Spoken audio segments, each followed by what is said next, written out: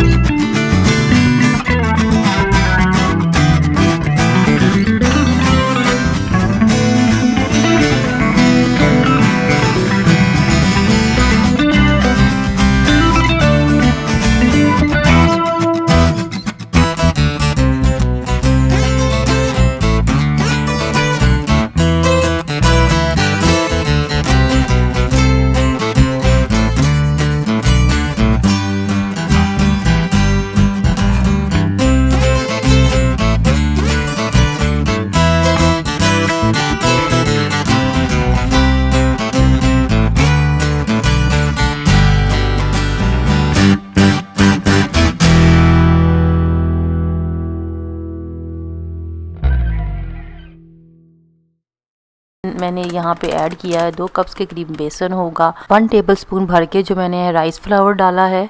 ये पकोड़ों को क्रंची और क्रिस्पी बनाते हैं। तो अच्छे से फिर मैंने इसको मिक्स किया। मिक्स करने के बाद मैंने 1 अंडा इसमें ऐड किया। ऑप्शनल है, अगर आपने स्किप करना है तो आप स्किप कर सकते हैं। बेकिंग पाउडर मैं इस्तेमाल नहीं करती क्योंकि इसके बगैर ही पकोड़े बहुत ही मज़ेदार बनते हैं। पानी का इस्तेमाल किया है मैंने आधा कप से कम पानी, यानी कि तकरीबन 1/3 कप पानी होएगा, क्योंकि हमने पतला बैटर नहीं बनाना। जस्ट मिक्स किया और हमारा पकौड़ों का बैटर रेडी है। फ्राइंग के लिए मैं जो है ऑयल फ्राई वाला ही ऑयल यूज़ करूँगी फ्राई पैन में। वो गर्म करने के लिए मैंने रख दिया है। और साथ ही हम चटनी रेडी कर लेते हैं पकौड़ों के लिए। ये जो चटनी के क्यूब्स हैं मैंने बना के फ्रीज़ कर ली हैं। इसकी रेसिपी भी मेरे चैनल पे अवेलेबल है लेटेस्ट। आप वहाँ से पुदीना और हरा धनिया की चटनी के क्यूब बनाने की रेसिपी चेक कर सकते हैं। यहाँ पर जस्ट मैंने 1 क्यूब लिया है, बाउल में डाला है, साथ दही डाल दिया है, उसको साइड पे मैंने रख दिया है मेल्ट होने के लिए। और यहाँ पर वेदर देखें बाहर का, कि ज़बरदस्त माशाल्लाह सी काफ़ी तेज़ रफ्तार में जो है बारिश हो रही है। बाहर अच्छा ठंडा ठंडा मौसम हो गया है दुबई का, तो इसलिए सोचा गया कि क्यों ना पकौड़े बनाए जाएं गरम गरम। तो यहाँ पे अब मैं पकौड़े फ्राई कर लेती हूँ।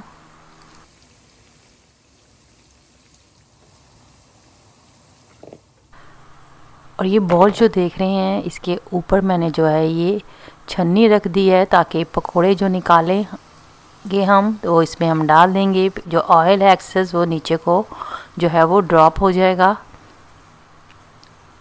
और यहाँ पे आप देख सकते हैं इस तरीके से आप पकोड़े बनाएं। राइस फ्लावर इसमें ज़रूर डालें तो बहुत ही क्रिस्पी क्रंची पकोड़े बनते हैं।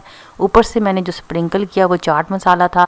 इससे ये कि पकोड़ों का जो टेस्ट होता है वो बहुत ज़बरदस्त हो जाता है। और यहाँ पर साथ ही हम चाय बनाएंगे। चाय के लिए जो मैं टी पैक्स यूज़ कर रही हूँ आप देख सकते हैं इस पे लिखा हुआ है ये मसाला टी है। मसाला टी में जो इसका अरोमा होता है चाय का वो बहुत ही मज़ेदार आता है। लौंग का, दालचीनी का, इलायची का, वो इसमें से खुशबू आती है और बहुत ही अच्छा फ्लेवर आता है। और साथ ही बहुत ही मज़ेदार गरम गरम मसाला टी वो रेडी हो चुकी है। और पकौड़े भी बहुत ही ज़बरदस्त क्रिस्पी से बने हैं। आप इसकी आवाज़ सुने।